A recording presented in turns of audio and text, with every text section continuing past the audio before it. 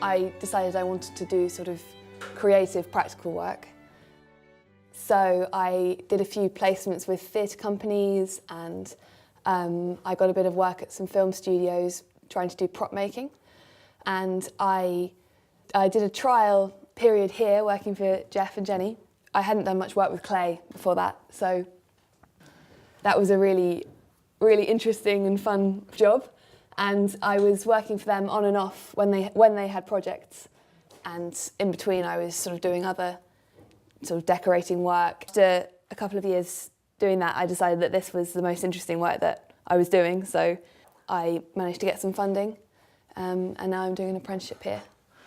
The sort of work I'm doing, it doesn't look like I'm actually getting anywhere with it. And quite, you know, if you're trying to work in very tight little spaces and you can't use your tools, and yeah, you just got to keep going. I think you need to not give up when it's difficult.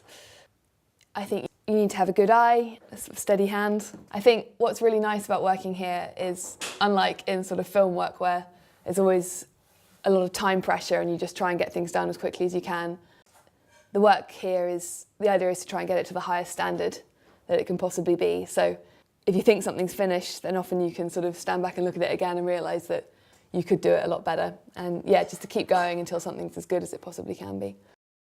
What you don't realise when you look at the work is actually how much work you have to put in before the modelling even starts. So making these background curves was a really great experience for me, because, I mean, firstly you had to do a bit of maths because we had a cutout of this curve, but working out the this is a different curve along the mitre, and that involved actually quite a lot of geometry and maths. So I sort of made a little paper model of it, and then constructing the sort of woodwork around the frame was also a real challenge. Basically all the angles have to be true, and if you make a little mistake there, then the final thing isn't going to fit. So that took a lot of time and effort. And then building up this plaster surface, sort of done with a lath and plaster technique, which was also new to me. And that was, yeah, all in all, a real challenge and really good fun. NADFAS funding has been really great, because I've been sort of working on and off in this workshop for probably about 2 years before I got funding, and it was always really great when I was there, but then there would be several months break and I didn't get the sort of continuity that I really wanted. So when I thought about doing an apprenticeship, I sort of did a bit of research and I found that there isn't really any government funding, especially if you're over 24 and you've got a degree. So I looked at different sort of sources of funding, and NADFAS was definitely part of what made me able to, yeah, commit to a 2-year apprenticeship here.